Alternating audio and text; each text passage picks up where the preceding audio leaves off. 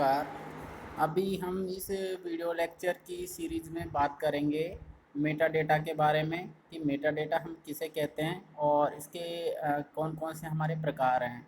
जैसे कि मैंने यहाँ पर एक पेपर में आप लोगों को शो किया हुआ है मेटा डेटा की डेफिनेशन।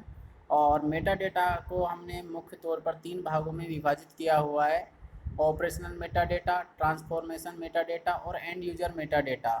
तो अभी हम डिस्कस करेंगे कि मेटा डेटा और इसके विभिन्न टाइप्स के बारे में। तो सबसे पहले हम बात करना शुरू करेंगे मेटा डेटा के बारे में।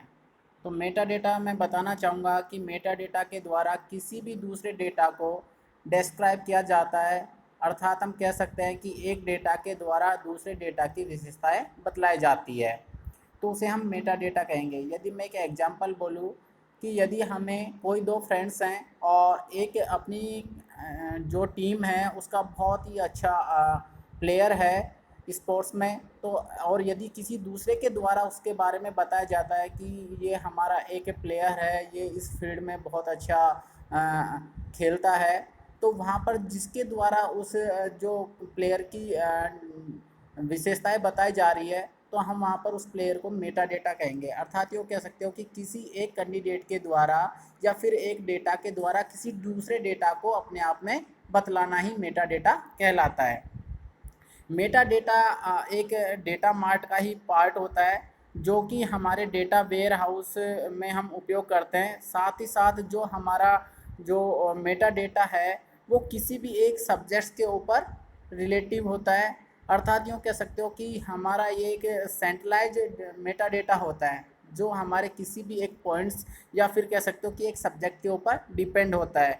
यदि मैं एक एग्जांपल से बात करूँ कि मेटा डेटा के बारे में, तो यदि हमारा कोई भी एक कंपनी है, उसमें एक सेल्स वाला डिपार्टमेंट है या फिर कह सकते हो मार्केटिंग वाला एक डिपार्टमेंट्स है, तो ये अपने आप में एक मेटा डेटा के एग्जांपल्स हैं।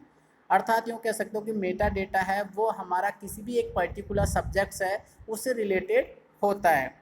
साथ ही साथ जो हमारा मेटा डेटा है वो हमारे किसी भी एक दूसरा जो डेटा है उसके बारे में बताता ही है। साथ ही साथ उस डेटा से संबंधित सारी की सारी इन्फॉर्मेशन भी वो अपने अंदर स्टोर करके रखता है।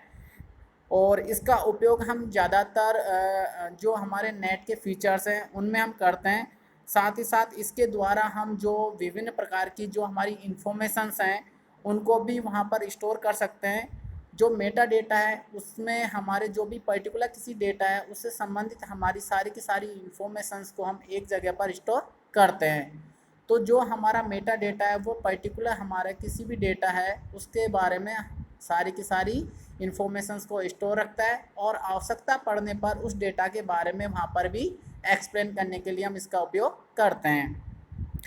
इसके बाद हम बात करते हैं कि जो हमारे मेटा डेटा है इसको हमने मुख्यतः 3 भागों में डिवाइड किया हुआ है। सबसे पहला है हमारा इसमें ऑपरेशनल मेटा डेटा, सेकेंड है ट्रांसफॉर्मेशन मेटा डेटा और थर्ड है हमारा एंड यूजर मेटा डेटा। तो हम सबसे पहले बात करते हैं ऑपरेशनल मेटा डेटा के बारे में। जो हमारा ऑपरेशनल मेटा डेटा है ये हमारा एक टेबल की फॉर्मेट में वर्क करता है जिसको हम सोर्स डेटा भी कहते हैं। जो हमारा ऑपरेशनल मेटा डेटा है इसमें हमारा पर्टिकुलर जो भी हमारी टेबल्स होंगी या फिर कह सकते हो कि हमारे अलग अलग जो भी कॉलम्स होंगे उनको हम डिफ़ाइन करते हैं। यदि मैं एक एग्जांपल से बात करूं कि यदि हमें कोई भी एग्जांपल के बेस पर हमारे डेटा को डिफ़ाइन करना है तो उसके लिए हम अलग अलग कॉलम्स को लेते हैं। जो हमारा ऑपरेशनल मेटा डेटा है इसके लिए हमें कोई भी पर्टिकुलर डेटा को डिस्क्राइब करना है तो उसके लिए हम सिस्टम नेम, जो उसका हम अल्टरनेट में कोई नेम लेना चाहते हैं वो उसका हम कॉलम नेम लेंगे, डेटा का टाइप्स वहाँ पर डिफ़ाइन करेंगे और साथ ही साथ हम उनकी वैल्यूज है उनको भी वहाँ पर डिस्क्राइब करते हैं। तो जो हमारा ऑपरेशनल मेटा डेटा है इसमें हम हमारे जो भी पर्टिकुलर डेटा है उससे संबंधित सारा का सारा रिकॉर्ड्स को डिफ़ाइन करते हैं। और जो हमारा डेटा है उसमें हम उनके रिकॉर्ड्स हैं उनको वहाँ पर एक जगह पर स्टोर करते हैं। साथ ही साथ हमारा जो रिकॉर्ड्स हैं उनको हम अल्टरनेट में किसी भी दूसरे नाम से भी वहाँ पर डिफ़ाइन कर सकते हैं जिनको कोई भी यूजर अल्टरनेट तरीके से भी वहाँ पर एक्सेस कर सकता है।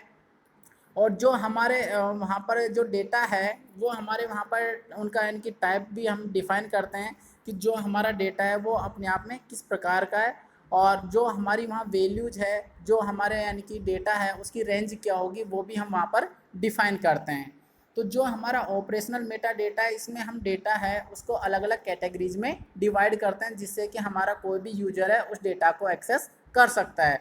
साथ ही साथ इसको हम सोर्स डेटा के नाम से भी डिफाइन करते हैं। सेकंड है हमारा इसमें डेटा ट्रांसफॉर्मेशन मेटा डेटा। जो हमारा ट्रांसफॉर्मेशन मेटा डेटा है वो हमारा कोई भी सोर्स से डेटा को सूचनाएं प्राप्त करता है। साथ ही साथ इसमें हम डेटा की जो ट्रांसफॉर्मेशन है उसको किसी भी जगह पर स्टोर कर सकते हैं। यदि मैं एक एग्जांपल की सहायता से बताऊं कि हमारे पास कोई भी ABC नाम से डेटा है, वो हमें रिसीव करना है। डेटा ABC हमारा कोई भी डेटा है वो हमें रिसीव करना है और हमें उससे रिलेटेड कोई भी इंफॉर्मेशंस लेनी है, तो हम वहाँ पर जो भी हमारा जो सोर्स डेटा है वहाँ से हम पर्टिकुलर डेटा को एक्सेस कर सकते हैं, और जो हमारा जो ट्रांसफॉर्मेशन मेटा डेटा है उसमें हम उस डेटा को एक्सेस कर सकते हैं। इसके बाद हमारा थर्ड आता है and user Meta data. And user Meta data जैसे नाम से भी आपको पता चल रहा है कि हम जो भी कोई वर्किंग कर रहे हैं उसका जो फाइनल स्टेज होगी, जो हमारा एंड यूजर होगा उस डेटा को एक्सेस कर पाता है। और साथ ही साथ इसमें हम क्या करते हैं, जो हमारा एंड यूजर है जो हमारा फाइनल रिजल्ट होगा उसको वहाँ पर एक्सेस कर पाता है। तो इसकी सहायता से हम क्या कर पाते हैं, जो भी हमारा डेटा है उसके बारे में कंप्लीटली हमारी जो भी इंफॉर्मेशन है उसको हम वहाँ पर एक्सेस कर पाते हैं, और उसके द्वारा हम जो भी हमारी वर्किंग है उसको कंप्लीट कर पाते हैं। धन्यवाद।